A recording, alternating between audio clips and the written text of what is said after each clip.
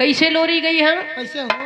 चंदा मामा यारे आवा पारे आवा दादी जाकी नारे आवा सोने के कटोरी जामे दूध भात लगे आवा बबुआ के मुहावा में घूट घूट।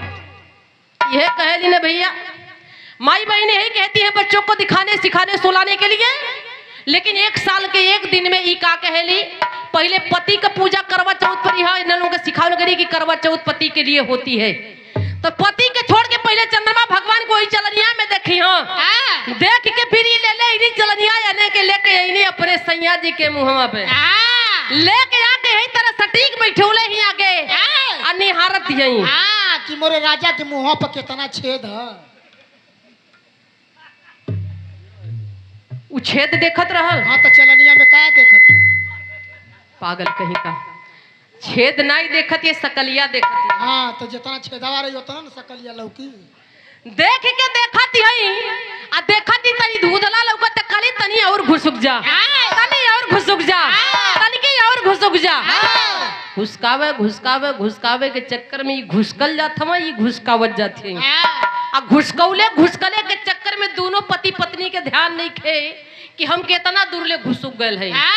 मात्र घुसकत घुसकत एक बित्ता की दूरी बची है और छत के किनारा से आ देखता दिखाओ तो यो भाई साहब सीना उतान के मार एकदम तनले हमें। आज तो उम्र हमार 10 साल बढ़ाइए दे हमार मेरा रू, लेकिन यहाँ अगर खतरा अगल बगल लेके देखा और देखत देखत में एक बित्ता बचल बस हचाक दे जाके गप दे 15 फुट नीचे आ गई। 15 फुट नीचे अइला हचाक दे और गप दे एक करिया धले हचाक दे उमरिया बढ़ गई हो। उम्र बढ़ ही गई। करवा माई चली पर रहा है जैसे। मैं ये नहीं समझ पाती हूँ आज तक। मेरी माँ बहनें आप लोगों से गुजारिश है मेरी कि अगर सत्य में सत्यता होती, सत्य में शक्ति होती, सत्य में ताकत होती तो मैं जिस पति के लिए 15 या 15,000 खर्चों कर ली वहाँ ड्यूटियों अपन बेचारा खड़ा करके आयल हो यह करियो लेके बैठ गई। हमारी रक्षा होनी चाहिए, हमारा हक हमारा अधिकार यही बनता, हमारा धर्म यही हमें सिखाता है कि हम आपके लिए अगर बेचैन है, अगर हम पाने का प्रयास करते हैं तो आप हमें सही सलामत मिलेंगे, तो ही हमारा आपका विश्वास अटूट होगा। या करवा माई का कोनो भरोसा ना, भगली करिया धके लेके बैठ ही गया। तो मैं मेरी माँ बहने ना तक कोनो करवा चौथ भूखले से भतारे की उम्र बढ़े ले, ना ही कोनो जुतिया भूखले से कोनो बेटा की उम्र बढ़े ले।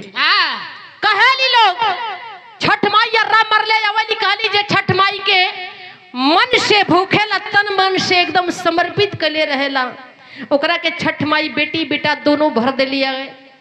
हमरे ये ना समझ में आवा। हाँ मर्दे का कोनो जरूरत न पड़ेले। का हो मर्दवा हरदम बड़बड़ के बोलेला। अरे तो छठा माई ने देली। मेरे ये समझ में नहीं आती है जो माँ बहनें हमारी अंधविश्वास में भटकी हुई, उनसे मेरा यह सवाल है, उनके लिए यह नसीहत है। पहले सुन लीजिए गुन लीजिए, इसके बाद ढूंढना शुरू करिए। अगर करवा माई और छठ माई में अगर इतनी ताकत हो तभी न मर्दे का मेहरा रू तनी बेटी बेटा पैदा करके देखा मत हो भैया। कहना भल का बाकायदे पैदा कर ले भैया। का कइले बिना मर्दे का मेहरारू अगर बेटी बेटा पैदा कर ले तो हम जाने तो ये सब हमें सिर्फ बहकाया गया है, भरमाया गया है, भ्रमित किया गया है। ये सारे